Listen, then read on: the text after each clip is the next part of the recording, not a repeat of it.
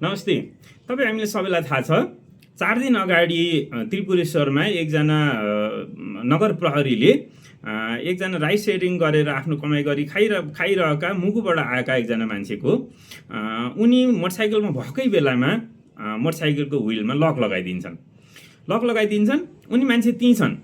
विवाद हुन्छ के हुन्छ गर्दा गर्दै पछि उनी कतै निस्के फर्केर आए गर्दाखेरि फेरि प्रहरीले दुर्व्यवहार गर्छ उनलाई र उनले पेट्रोल निकालेर आफ्नै शरीरमा आगो लाउँछन् र उनको अन्ततः मृत्यु हुन्छ। त्यही बिचमा के भएको देखिन्छ, उनले आगो लगाएर उनी चाहिँ लडिरहेका छन्, सडकमा छटपटाइरहेका छन्, यता र उता लडीबडी गरिरहेछन्, उठ्छन् फेरि लड्छन् फेरि लडबडी गर्छन्। यति गर्दा नि नगर प्रहरी के गरिरहेको छ, उनको गाडी उठाएर उनको बाइक उठाएर उनीहरूको आफ्नो गाडीमा हालिरहेको छ। अरू कोही छैनन्, कसैले उठाउँदैनन्। अन्ततः प्रहरी आइपुग्छ र प्रहरीले उनलाई उठाउँछ। आगो कहिले पानी छर्किन्छन्, निभाउँछन् गरेर प्रहरीले उनलाई पछाडिबाट धकल्दै लगेको तपाईँ हामीले देख्यौँ भिडियोमा। उनको आज बल्ल अन्त्येष्टि 4 दिन पछाडि आज बल्ल अन्त्येष्टि भएको छ। अन्त्येष्टि भएकै दिन अथवा त्यसको एक दिन अगाडि हिजोदेखि के देखिन थाल्यो काठमाडौँमा भन्दा न्यू रोडका सडकहरूमा बग्रिल्ती पार्किङहरू गरेका देखिए र केही सडकमा विगतमा व्यापार गर्ने समूह होला सायद, उनीहरू पनि बाहिर निस्किएर पसलहरू राखेको देखियो। अन्यत्र यो फलफुल बेच्ने मान्छेहरू, काटेर फलफुल बेच्ने मान्छेहरू केही यो मैले बबर मल एरियामा देख्छु, तिनी मान्छेहरूले पनि आज अलि निर्धक्कसँग बाहिर लेखेको देखियो। नगर प्रहरीले हामीले सुरक्षा नभइकन हामी बाहिर जाँदैनौँ भनेका समाचारहरू देखिए। यसका बावजुद अर्को के देखियो आज भन्दाखेरि चाहिँ गजबको घटना देखियो, इतिहासमा नभएको पहिलोचोटि भएको घटना देखियो। त्यो भनेको के भने सञ्चार गृहहरूका गेट अगाडि र गगन थापाका घर अगाडि पनि गाडीहरू लगेर पार्किङ गरिदिएर छोडिदिएर हिँडेको देखियो। आज दिनभरि सनसनी छ। नेपाल प्रहरी, ट्राफिक प्रहरी को हुन्, क्रेन लाएर त्यहाँबाट हटाए, तर अहिलेसम्म गाडी कसको के रहेछ कसो रहेछ भन्ने बारेमा उनीहरू बोलेका छैनन्। मानिलिउँ कि उनीहरूले पत्ता लगाएका छैनन्, होइन? कसरी पत्ता लाए, केही सञ्चार गृहहरूले आफै खोजी गरेर एउटा गाडी कान्तिपुरले आफ्नो अगाडि भएको गाडी चाहिँ कोही रासोपा कार्यकर्ताको भएको पत्ता लगायो है। अब यो हेर्दा के देखिन्छ भन्दाखेरि चाहिँ रासोपाका कार्यकर्ताहरू के लेखिरहेका छन् सामाजिक सञ्जालमा भने यो सबक सिकाउनलाई गरिएको पनि त हुनसक्छ नि भनेर उनीहरूले परिचालित गर्ने पेजहरूमा लेखिरहेको देखिन्छ।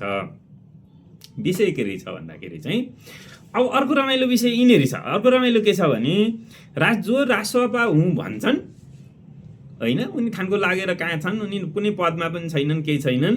यो सामाजिक सञ्जालका घन्टीवादीहरू उनीहरू देखिन्छन्। उनीहरू के गरिरहेछन् आज भन्दाखेरि चाहिँ हिजोका न्यू रोडका फोटोहरू प्रचार प्रसार गरेर ओहो नेपालीलाई यस्तै चाहिने, न विधि चाहियो, न राम्रो चाहियो, देश सिङ्गापुर चाहिएको छ, नीति कसैले मान्न पर्ने नपर्ने भन्ने खालका विषयहरू चाहिँ उनीहरू प्रचार गरिरहेका छन्। तर आजको घटनाक्रमले के देखाउँछ, हिजो त्यो गराउने मान्छेहरू पनि उनीहरू नै हुन्, होइन भने रासोपाका माथिल्लो तहमा काम गर्ने अथवा त्यहाँ चाहिँ होइन विभागीय सदस्यहरू भइसकेका मान्छेहरू, केन्द्रीय विभागका सदस्य भइसकेका मान्छेहरूका गाडी आज सञ्चार गृह अगाडि राखिएका छन् भनेपछि हिजो न्यू रोडमा चाहिँ अरू थिए, उनीहरूले राख्यो भने अरूले पनि राखे होलान्, थपे होलान् केही, तर सुरुवाती उनीहरूले गरेको देखिन्छ।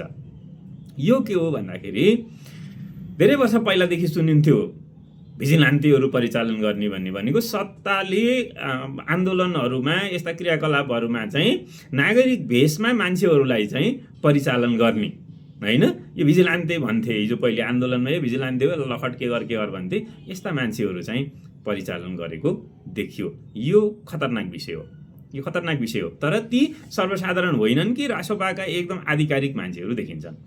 भर्खरै रासोपाको एउटा विज्ञप्ति पनि आएको देखियो, निष्पक्ष छानबिन होस् भनेर भनिसकेपछि यो स्टन्टबाजी उनीहरू जे गर्दैछन् यो कुरा अन्ततः उनीहरूलाई नै घातक छ। जनरल पब्लिकलाई थाहा भइसक्यो मिडियालाई नियन्त्रण गर्न खोजेको हो भने शाही सत्ताले त नियन्त्रण गर्न नसकेको मिडिया यति सजिलै यस्ता घर अगाडि 1 दिन 2 दिन पार्किङ गरेर के गरेर अलि थ्रेट गरेको भरमा तँलाई मार्छु भनेर कार्यकर्ता परिचालन गरे भरमा तँलाई कुट्छु, तँलाई बलात्कार गर्छु भन्ने हिसाबले गरेका भरमा लोकतन्त्रको मिडिया चाहिँ यति सजिलै तह लाग्दैन है, लाग्दैन। इतिहासले त्यही भन्छ, हिजोदेखि त्यही देखिरहेछ। अब कहीँ उसमा बढी लेख्छन् होला, कम लेख्छन् होला, के गर्छन् होला, यो अलग विषय हो। तर सञ्चार गृहमा आक्रमण गरेर यो गर्ने विषय चाहिँ गम्भीर छ। भदौ 24मा पनि सञ्चार गृहमा आक्रमण गर्ने मान्छेहरू रासपाका आधिकारिक मान्छेहरू देखिएका थिए। कान्तिपुरमा आगजनी गर्ने मान्छे रासपाका कार्यकर्ता थिए।